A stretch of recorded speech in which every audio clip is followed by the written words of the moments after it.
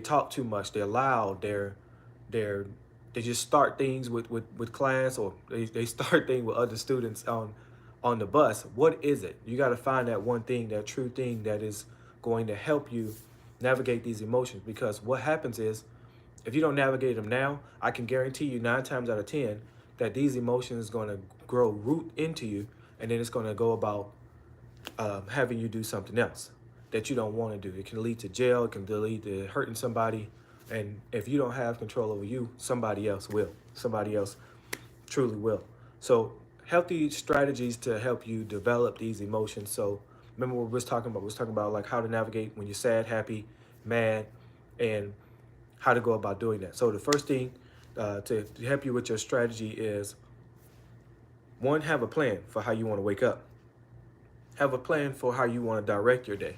Have a plan for what are you going to say in the hallway? What are you going to say with your teacher? What are you going to say with other students? And how do you want to be? And how do you want to be seen are all one thing that talks about your emotions. So if you want to be seen as a person who is sporadic, out of control, then the one thing I would advise you to do is have a plan. Your main focus should be, okay, so how do I want to deal with kids on the bus, in the hallways, and also in class? So let's go with the bus first.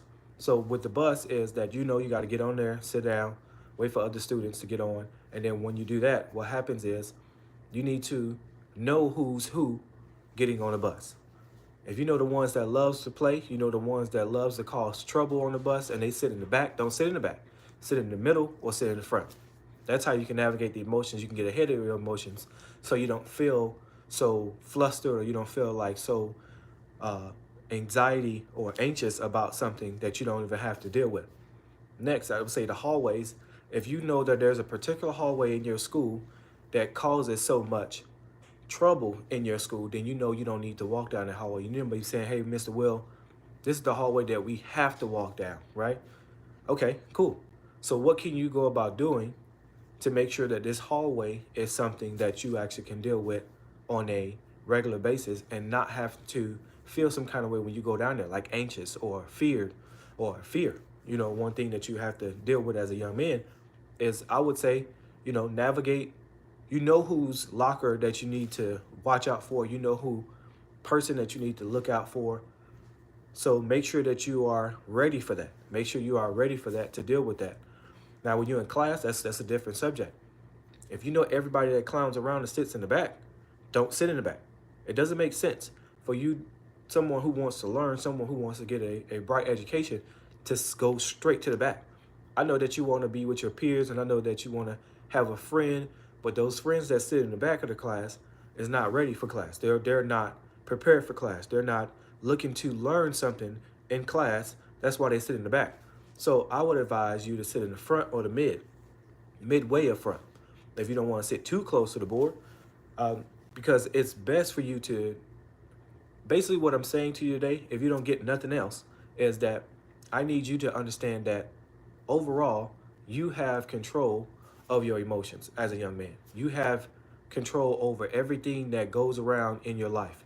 The way you can go about doing that is preparing your mind for it and preparing your actions to respond in a proper manner, so you can be able to navigate and overcome the things that's in your way. As a youth mentor, the one thing I want young men to understand in our organization is that your life has value. The things that you do has value.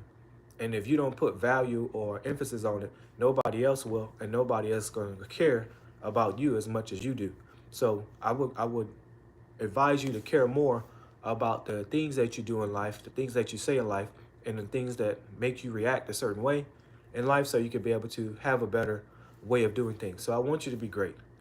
I want you to go after the things that you want to go after, but it all starts with your emotions, how you do things, how you do certain things, because people can see you in a way or in a manner that he is out of control, so I can't really depend on him, or I can't follow him or her, because you don't know how they're going to you don't know how they're going to feel in any kind of way. So I will advise you to manage the emotion, recognize the emotion, and attack that emotion before it attacks you. Let's go. I done, you may be